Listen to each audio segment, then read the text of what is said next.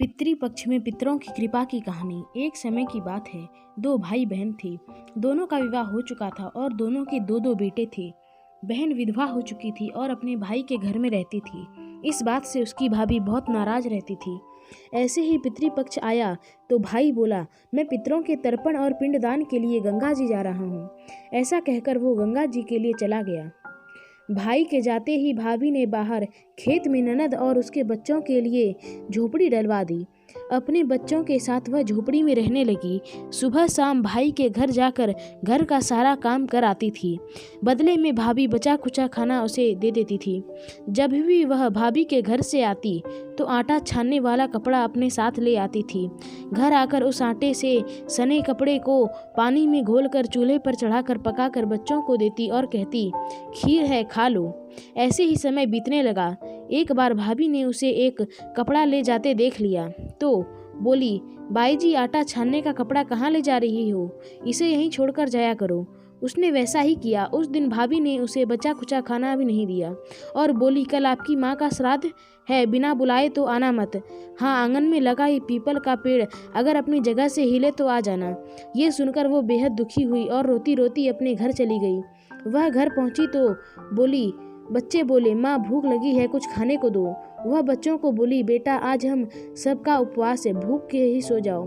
अगले ही दिन बच्चे बोले, मम्मी ने कहा था कि आज नानी का श्राद्ध है तो चलो वहाँ चलते हैं। तो वह बोली, बेटा मामी ने कहा था कि आंगन का पीपल का पेड़ अगर अपनी जगह से हिला तो आ जाना। तुम बताओ, कभी पेड़ हिलता है? पत्ते हिलते हैं, टहनियाँ हिलती हैं, कभी पेड़ को हिलते देखा है? उसने बच्चों को समझाया कि बिना बुलाए नहीं जाना चाहिए। शाम हुई तो उसके भतीजे आए और बोले, बुआ माँ ने भोजन भेजा है। उसने देखा तो भोजन के नाम पर 2 सूखी रोटियां के ऊपर थोड़े से चावल रखे थे। यह देखकर उसे बहुत क्रोध आया और अपने बच्चों से बोली, इसे झोपड़ी के ऊपर फेंक दो। और वह भूखे ही अपने बच्चों को लेकर सो गई। सारी रात गंगा ने माँ को याद करती रही और बोली, हे माँ गंगा, मेरे भाई की रक्षा करना, वो हमारी रक्षा करेगा। अगले दिन भाभी आई और बोली, बाई जी, कल तुम्हारे पिता का श्राद्ध है, बिना बुलाए आना मत, लेकिन आंगन का पीपल का पेड़ हिले तो आ जाना। अगले दिन भी वे भाभी के घर भोजन के लिए नहीं गई। शाम को फिर उसके भतीजे आए और 2 सूखी रोटियां चावल के साथ दे गए। उसने फिर वह रोटी और चावल झोपड़ी के ऊपर फिकवा दिए और भूखे ही बच्चों को लेकर सो गई और सारी रात रोती रही, माँ गंगा से प्रार्थना करती रही। इसी तरह पितृपक्ष के 16 दिन बीत गए और उसका भाई वापस आया तो उसने देखा उसके घर के आंगन में कीचड़ ही कीचड़ भरा है। वो अपनी पत्नी से पूछने लगा, ये कैसा कीचड़ है? मेरी बहन और भांजे कहाँ हैं? तो उसकी पत्नी बोली, श्राद्ध के पूरे 16 दिनों तक मैंने तुम्हारी बहन और भांजों के पैर कच्चे दूध से धोए हैं, इसलिए यहाँ कीचड़ हो रहा है। तुम्हारे पीछे से मैंने उनकी खूब सेवा करी, खीर पूड़ी खिलाई, फिर भी वो मुझसे नाराज होकर खेत में झोपड़ी डालकर रह रही है। भाई खेत पर पहुंचा तो वह देखता है कि वहाँ कोई झोपड़ी नहीं थी। वहाँ एक आलीशान महल बना हुआ था जिसके आंगन में उसके भतीजे खेल रहे थे। उसने जाकर अपनी बहन से कहा, बहन ये सब क्या है? तब उसने अपने भाई को सारी बात बताई और बोली, भाई, जो तेरे आंगन में कीचड़ है वो कच्चे दूध से नहीं बल्कि भाभी के व्यवहार से, जो मैं दिन रात रोती थी, उन आंसुओं का कीचड़ है।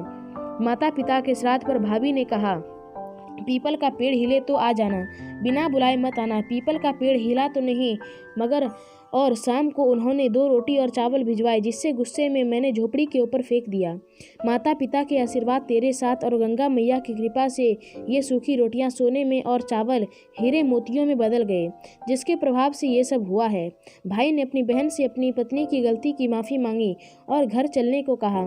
तब बहन बोली, भाई, गंगा मैया ने तेरी रक्षा करी, तू हमारी रक्षा करेगा, लेकिन अब हम यहीं रहेंगे। ये सुनकर भाई ने अपने माता पिता को याद किया और बोला, मेरे पितरों जैसी मेरी बहन और भांजों की रक्षा करी, उनके दुख काटें, वैसे सबका काटना, सबकी रक्षा करना। कहानी को कहने वाले, सुनने वाले और हुंकार भरने वाले सब पर कृपा करना।